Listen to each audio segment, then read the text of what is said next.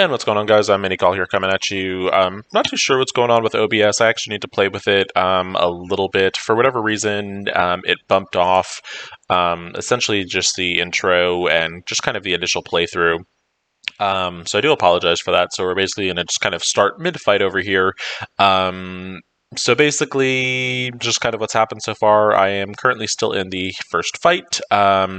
Just kind of quickly was talking about some things with the team. I guess I'll just kind of discuss that when I play around with the team, actually, either in Blitz, RTA, or Arena. So we're just going to finish this fight real quick. This is still the first fight. And let's go ahead and finish this off, and then we will basically just call it a day. As far as, the unlocking stuff. After this, it should basically go to the X Factor team as well as Jubilee, and it should go pretty quickly. X Factor is a pretty fast-moving team, and I am expecting that to go, fairly fast. Once the team is actually unlocked, we'll look at them a little bit and just kind of talk about how Adam Warlock basically ties into the team, what he brings to the team. People are already kind of seeing some crazy punch-ups with Adam Warlock and against Black Order in particular, something like 200k Infinity Watch teams going up against, 600k Black Orders. I'm not going to be able to test anything like that just because my Infinity Watch team I've been working on pretty heavily in preparation for Adam, and the team is already kind of around 400k, I think, and that's with like a Handblade Master kind of as the fourth, or as the fifth rather. So we're going in here. We do have a Phylavel with us on the field. And, she is just kind of there. She's nothing really all that impressive. This should be a pretty quick fight. I think almost all of my X Factor is G14, except Polaris, Longshot, and Shatterstar, who are all G15. Or at least I think Shatterstar is G15. He actually might not be, but and then my Jubilee is G15 as well, from Dark Dimension 4. So I'm honestly not anticipating any problem unlocking Adam Warlock. Obviously, I could probably slap this on auto and it would go probably just as smooth. But yeah, so we will just kind of go in and get him unlocked, and we will gear him up a little bit. I think typically with these I can normally get to around G12 before you kind of start maxing out on the gold milestones. And, if you're going to be spending gold, you might as well at least be getting kind of something back in return. For whatever reason, a lot of these little like side stories, I know this is semi-RPG-like, but I honestly really haven't been following a lot of the stories. I just kind of skip on through them. Some people really like them. They find them interesting. Some people, the conspiracy theory types, think that some of these events basically kind of like hint and tease things that are coming to the game. I don't know. I don't really put too much stock on that kind of stuff. I just kind of think it is what it is. They're just trying to tell a story, maybe. I mean, I don't know. But fight's going pretty quickly. Jubilee is getting some pretty good speed up. Like I said, this team is pretty much steamrolling through this content. Honestly, if Polaris and Longshot were 6 stars, I could probably easily do the 6-star, and even probably the 7-star would go pretty smoothly, I think. But anyway, so we one more event, or one more of these campaigns, and we will have Warlock unlocked. We'll do the 6th one just for a little bonus gold, and then we'll probably go in. We'll open up the Mega Orb, see if we have any luck with that. Once the Mega Orb is opened, we'll bring up Adam Warlock as high as we can take him, and then we can try him out in a couple game modes, see how he performs, see if he does good. See if he really adds anything to the team. like I said, it's a really strong four-man team, so I'm curious, what Adam essentially brings to that. Typically the way legendaries work in a team is they kind of tie the team together, or they bring kind of a crucial component to the team. So I'm just really curious to see what he does, and just kind of, I guess, see firsthand. So again, another quick fight. Like I said, my team is grossly overpowered for this type of content. Um, so yeah. So that, I believe, was the fourth one. So the next one will have Adam unlocked. We already have at least one mega orb. I think possibly, yeah. So that's it as far as the orbs go. But we should be able to, like I said, G12 is, I think, normally kind of around the cutoff point with gold. At G12, he'll be pretty much built up. I think a lot of characters kind of fully function at G12, and you can kind of see basically, what a character's their potential essentially. Very few characters, unless you're kind of really taking them either to end game type content, either with raids or dark dimensions. A lot of characters you can actually normally stop around G12. They're just really not worth as much the investment in like further resources. Adam Warlock and the iWatch team in general certainly doesn't fall under that category. Just from their initial looks and just kind of even playing around with the four members, they are going to be a great war offense team. Pretty sure they're probably going to be dominating the arena meta. So those are definitely type of characters that you can typically invest as many resources as you're able, and you normally kind of get the maximum return from that. Having a high arena rank is going to give you cores, an excess buildup of cores. Obviously helps you with event campaigns, doing your refreshes for the day, and all that stuff. But that will get us the Adam Warlock unlock. We will do the next mission just to get a little extra gold, because you can never have too much in this game. Let's be real on that. We're going to hold off unlocking him. Another thing I personally need to try to do is actually get higher stars, red stars rather, on Phi Level. I had horrible luck. I only got 2 red stars on her. Was able to get her to 6 stars, but 2 red stars is really not all that viable. So hopefully she'll either go to the Red Star store soon, or maybe I can get lucky with the 4% drop rate that's going on right now. All right, so we are going up against an Infinity Watch team, or the Infinity Watch team is going up against Black Order. So let's see. Let's go after Cull first. We actually made a mistake on that one. Well, actually, no, it shouldn't. Now with the safeguard thing, I'll be curious to see how this works. But if a character doesn't attack before Thanos does his flip, in theory, with safeguard, none of these status effects should be flippable by Thanos. So let's actually see what happens with that. Let's see, or if Thanos even actually gets to do the flip, we will see. But essentially, that's, to my understanding, that's how Safeguard should be working. We'll do Gamora's ult here. We will get some speed up.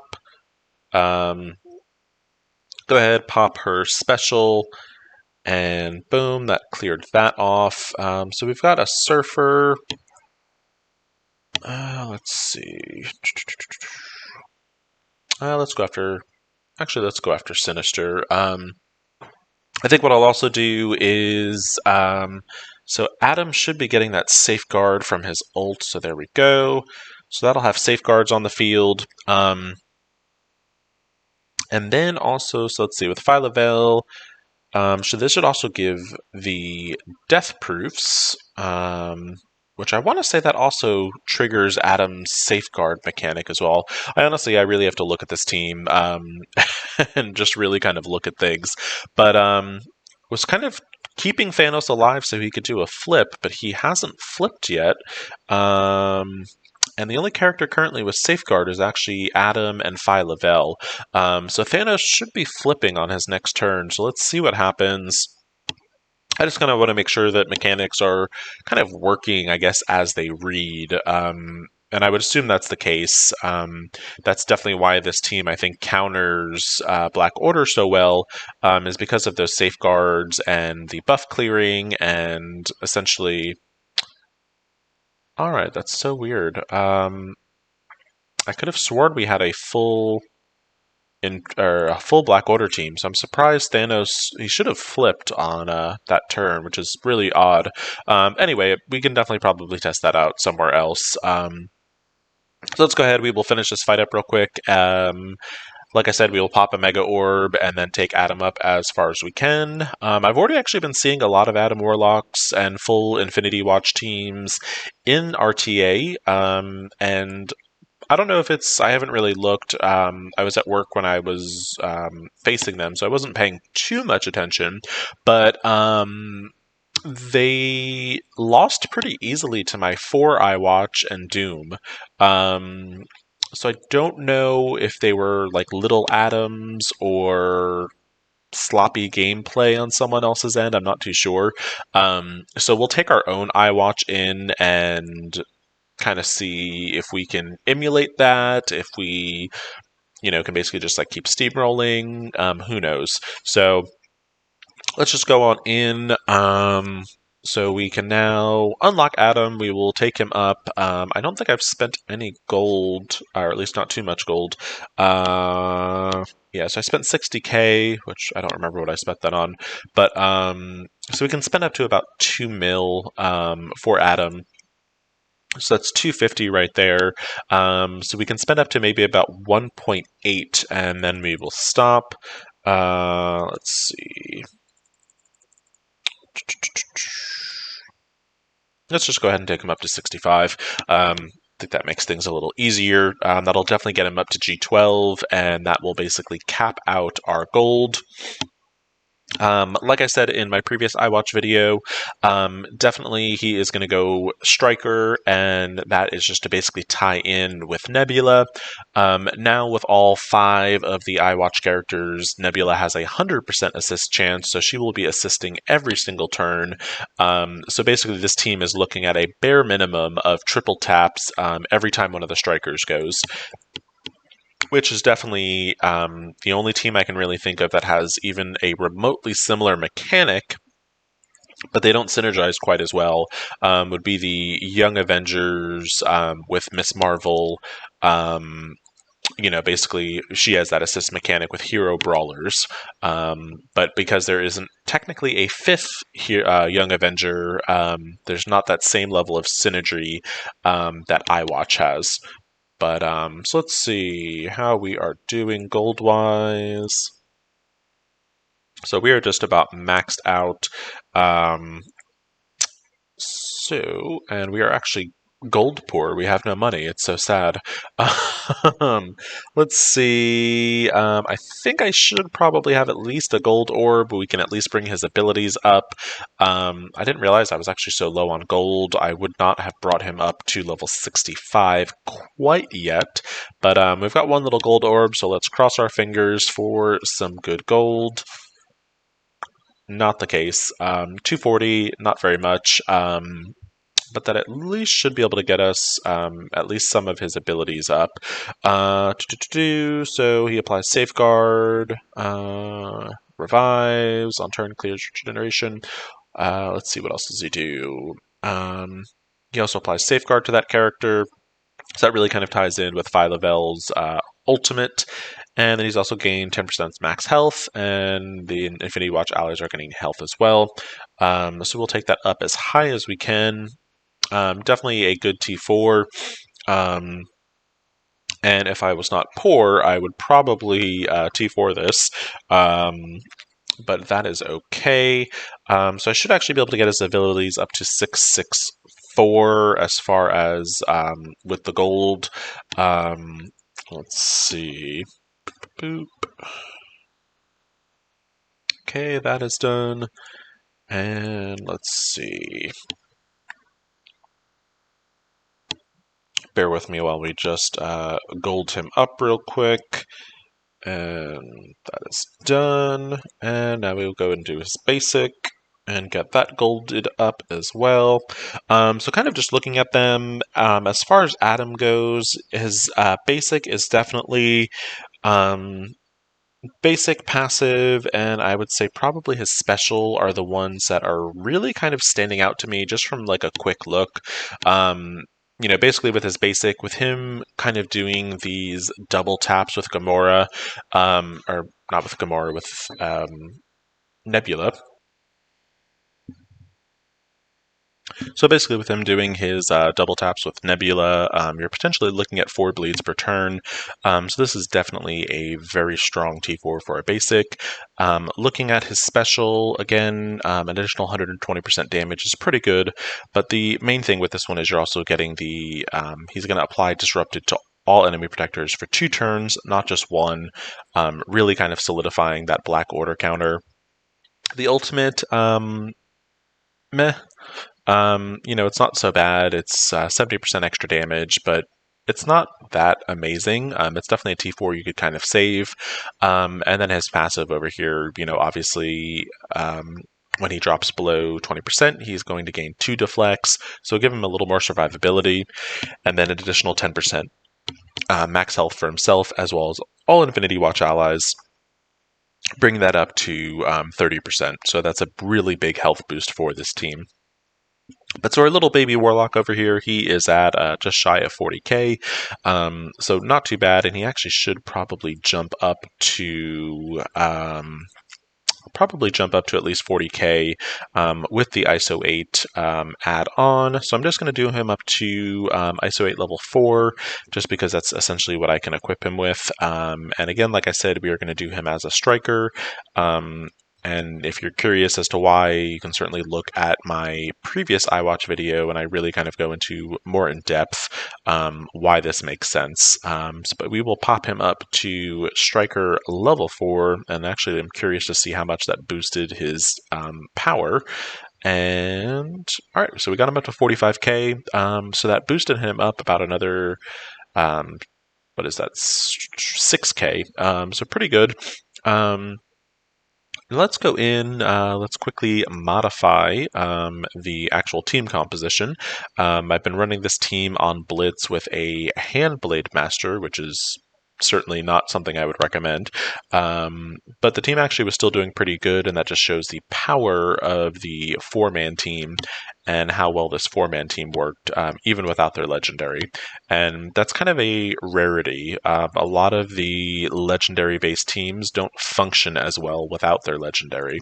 So the team right here, we are at 426k. Definitely plan on improving that quite significantly. Like I said, this is a team that I am already kind of focused on. So my goal over the next couple days will be to get Adam Warlock up to level 75 at the very least, G14, and then I'm just going to kind of start working through the team. I think Gamora is going to be the next one. I'm taking her to G15, and then I probably will do the same for Adam. I would love to test Adam out in the Dark Dimension 4 Legendary aspect, so we'll look for that in the very near future. But all right, so we've got 426. It's pretty solid for the team. Let's go ahead and take them into what can we do with them? Let's go in with RTA. Like I said, I've been going against this team. I've already faced them, I think, twice in RTA, and they didn't perform as well as I thought they would have against my iWatch Doom combo. And again, like I said, I'm not too sure if that was user error on my opponent or, I don't know.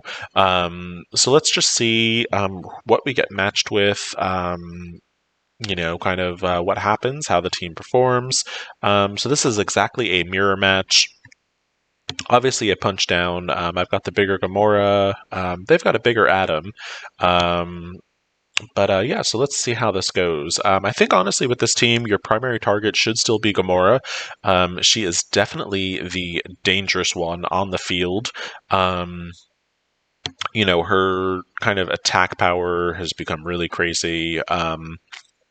And I think we're going to probably start seeing, especially with this current season, with Adam, and none of the iWatch teams being banned, I can see them being kind of a staple. So we'll see. Like I said, I was able to counter them pretty easily with Doom. I keep saying so I do apologize. But so basically, with Doom, the whole idea and the reason Doom works so well with this team, it's not really for any particular synergized reason, but people tend to target Doom pretty early on. And if you don't kill Doom and you get him to about 50%, he then automatically, his ultimate is ready to go on turn one. And the significance of that is obviously the Doom bots and the exploding thing is pretty cool, but he's also going to speed up the highest attacker on your team who has the highest damage output, and that is obviously Gamora. So Gamora gets to go 3 turns in a row, which is just absolutely devastating for the opposite side of the field. So you can end up putting out like a massive amount of damage with Doom. And, that might be kind of what goes on. So I'm finding it interesting. So they are targeting, or at least they were targeting Adam initially, and that's definitely not the way you want to go with this team. Adam definitely is a good character, but if you basically get rid of Gamora, you basically lose the main damage on this team. Gamora definitely. The other teams, obviously, the other characters obviously do pretty good damage, but they don't do damage like Gamora. And I'm noticing now, like, as this match has kind of continued, it seems like my opponent is essentially mirroring my tactic and going after my Gamora as I'm going after his. So we will see who comes out on top on this one. Let's see. So there's a taunt on Adam now, which it's not too bad. The interesting thing with this too is that we just saw with Phyla-Vell, she actually had one of the quadruple taps, and that is possible because of her basic. And her basic, the way it works is basically, I'm sorry, not Phyla-Vell, Moondragon does the quadruple tap. So basically what happens when Moondragon does her basic, it always causes Phyla-Vell to assist, but also Nebula has a 100% assist chance as well. So basically, Moondragon will go, Phyla-Vell assists, Nebula assists, and then Moondragon does her additional attack. So that's always pretty cool. So we got rid of the enemy Gamora. I would basically say this is pretty much a done match. We can now take out the Adam Warlock, and that is done. So all we're left with is a Nebula and a Phyla-Vell. This is an easy fight now at this point. Like I said, I think a lot of this is still kind of playstyle when a new character kind of comes out, and if you don't fully understand the team right off the bat, I think you can kind of make those type of mistakes. And, obviously this is a punch down on my end, so I should have won this fight pretty easily, which, I would say I pretty much did. I only lost my Moondragon. But I think a lot of this, when you're looking at these mirror fights, because I think you're going to start seeing this team more and more in Arena, I think the kind of key to a successful mirror fight is targeting the right characters first. And clearly, Gamora is the right character to target.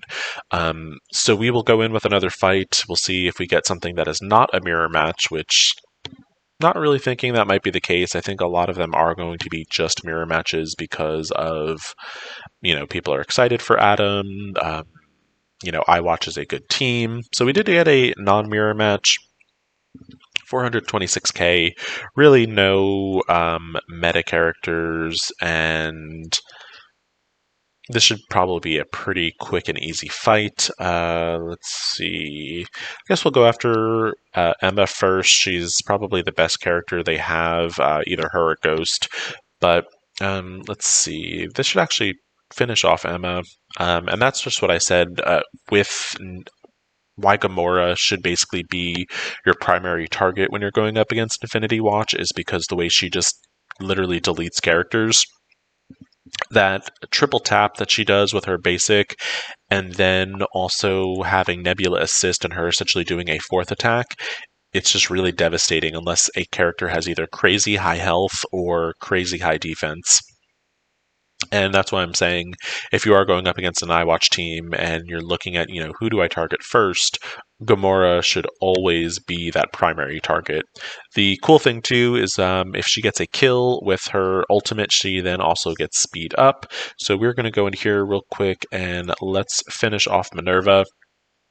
We've got speed up, which then gives her offense up, and then when you go in with the special rather, the special just becomes crazy, and that is a quick little match. And I would say the team has been doing pretty good in RTA. We did just launch a U7, and I'm definitely planning to go kind of a little bit more in depth on this team. But I figured we could do a quick arena fight, kind of see, I guess, what's in my arena shard currently. So actually, here is the first iWatch that I'm seeing, in my arena area. I don't think that is something I can kind of go up against. That is a much stronger team than mine. So let's actually try the iWatch Kestrel kind of combo and see how that goes. Like I said, my Adam Warlock isn't very built up yet, so typically what I've been kind of doing to stay irrelevant in my arena shard basically is I've been subbing out for Doom, and it's been doing really well. But we will see how this team does against kind of a stronger arena meta offense, or defense rather in this case.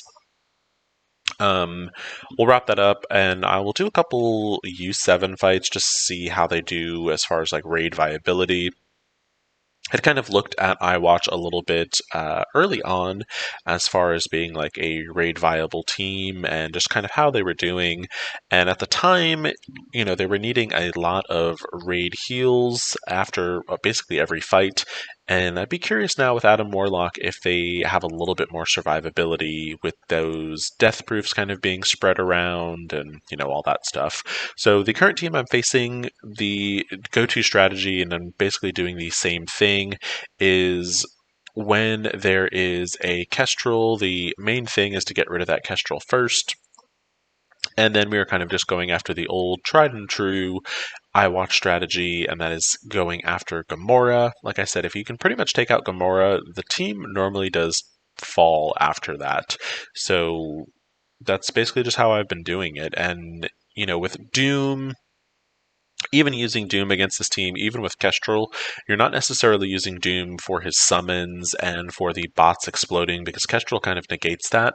But what you're actually using it for is to kind of supercharge Gamora, and giving Gamora 3 turns in a row is just absolutely devastating on the opposite side. So team is doing pretty good. The team is kind of billed as having like a lot of survivability. So we now have those death proofs on the field that can't be removed, which that part is pretty cool. And we will now see a triple tap, which is a Moondragon special that goes off with her basic. And yeah, I'd say this is a pretty clear win. And I want to say that team was in the 500k range, so this was about 100k punch up. I think the team was like 520 something. And I think kind of what you're going to start seeing is a lot of very similar to when Black Order first came out, and there was basically mirror matches. So I'll be curious to see how high they can punch up on a mirror match. Typically, a human player is always going to play the team a little bit smarter than the AI does, and it's just very little things, or very small details. Like with Gamora, I think it's actually better to open up with her basic versus her special, which is how the AI plays. But that was a pretty nice victory. Very clean. The whole team is still alive, including my little baby Warlock. So they did pretty good. Let's go in and do a little raid fight. And I think I will wrap up this video, at least for tonight. It is getting a little bit late on my end.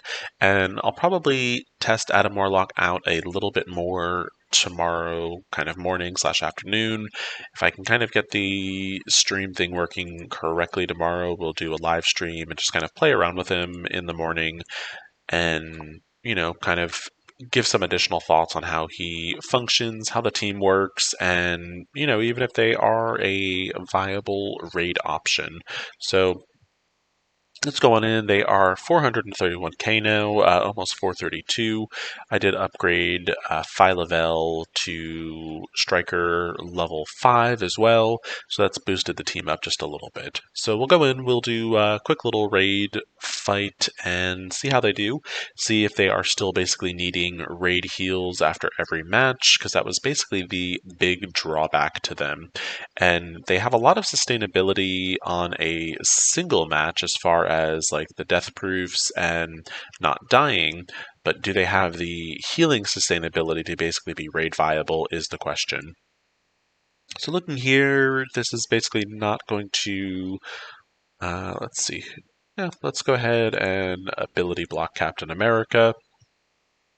And we got the Disrupteds on there also. Now, when we T4 that, that'll actually go up to 2 turns, and he actually did apply one of those bleeds. When we T4 it, he is essentially going to be applying 4 bleeds when he's doing his basic, which is a pretty strong basic, essentially with him attacking and then Nebula tapping and him basically doing his third attack. You are looking at a potential 4 bleeds a turn, which is pretty cool, and that is a lot of damage that you could potentially be putting out. So we did the ultimate there to basically give Gamora over here her offense up. This special should clear the field out quite a bit, and that did pretty nicely. At this point, we will now basically start to save some cooldowns, so we will pop in the basic, and then we got that additional double tap. And so yeah, this fight went pretty smoothly. Everyone is at full health. There's basically no need for any raid heals at the end of this match. So that went pretty well. The big test obviously is with a boss node. Boss nodes are definitely where, things get kind of tested out a little bit. So let's get our way up to a boss node real quick. We will try that out, see how that goes, and that'll kind of give a good impression of whether or not this team is actually like raid viable. The first boss node is not too challenging and really kind of doesn't start getting harder until you get to like the second boss quadrant, but we can give it a little try, see how it goes. And then, like I said, we'll probably wrap up this video. Overall impression so far of iWatch, definitely kind of living up to the hype. I think with the mirror matches and RTA, a lot of that I think is still a learning curve for some players, and I think people typically kind of see a legendary, and that's normally kind of the character that I think people target first. But honestly, with this team, I think the more deadly character is actually going to be Gamora.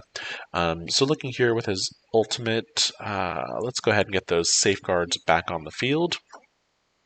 Not that there's really anyone on the field currently that can kind of remove any positive buffs, but it's nice to have. So we'll go in now. Phylavel's ultimate should spread death proof to everyone, which I still have to look at that. It's still not applying death proof like I feel like it should be, and I may be misreading that, but that's basically kind of one of the ways this team kind of gets their sustain, is basically when Phylavel does her ability, she's supposed to apply death proof, I think, to everyone else, but I may be misreading it, so that's definitely a possibility. So let's go ahead, we'll finish the field off. And really, kind of no one is doing any crazy damage on the team. The big thing, though, is the way they get their heals is through that death proof mechanic. So if there's no death proofs, there's kind of no heals coming out, and that definitely slows down their sustain a little bit. So I need to triple check and look at Phylavel's ultimate. It might be a matter of a T4, or it might be just a matter of me misreading and not selecting kind of the appropriate target. So we'll go in, we'll do a boss fight. This is definitely one of the easier bosses, as I have previously said. Team is kind of in the yellow, so we will see how they do. But this is kind of what I was running into previously with them having not a lot of regen or not a lot of healing in a fight-to-fight basis. They're great kind of on a single, fight, but when you're looking at multiple fights, that was kind of the problem I was running into. So let's see. We are probably going to actually open with... Well, let's open with our ultimate. Was almost enough to kill Drax. Killed him, obviously, but not in the way that I wanted. We still have safeguards, so the heal blocks will only be applied actually to everyone but Phylavel and Moondragon. And I actually want to read her ultimate over here.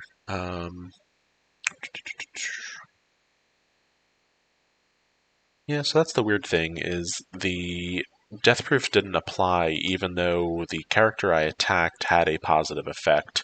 So I'm not sure if that's maybe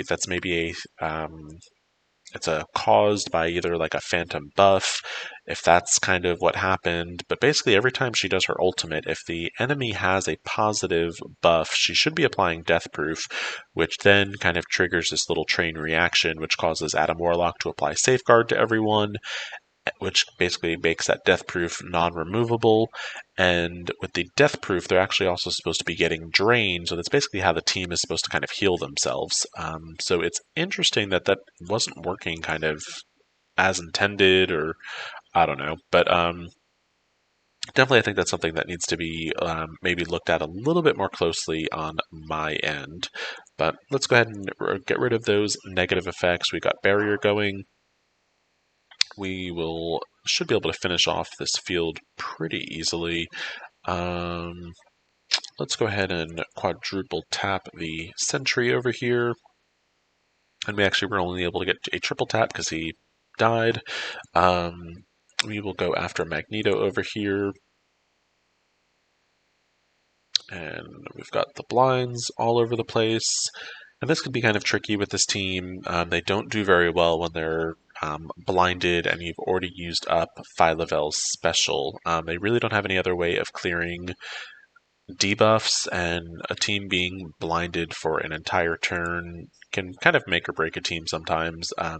Several teams that it kind of cripples them. They either need to get the ball rolling or, but the good thing is majority of the actually 3 out of 5 of these characters have a revive component, so if they do die, it's not the end of the world. Gamora, Nebula, and Adam will actually revive once, so you do get a little bit additional sustain that way as well. But let's see. All right. So yeah, this is kind of what I was, talking about with the sustainability problem. So like, even if this team, is able to kind of finish this fight, essentially if I was going to use them on the next node, I would definitely have to use some raid heals. Now this team obviously is not being billed as a raid team. That was kind of never, the way they were designed, or, it's never how they were said to be. So obviously they did not do well on that raid fight. Definitely kind of my earlier analysis, I guess, of the way they function as a raid team. They're definitely more of a, maybe you've used up your main 2 teams, they can kind of sub in for like a fight or two, but that's kind of all they're going to be worth. So that is my initial impressions of Adam Warlock and the iWatch team. Plan tomorrow is to kind of stream and just kind of play around with him a little bit more, and I will upload that video as well. So as always, thank you so much for watching. Please like and subscribe if you did find this video helpful. Hope everyone is having a good week, and take it easy.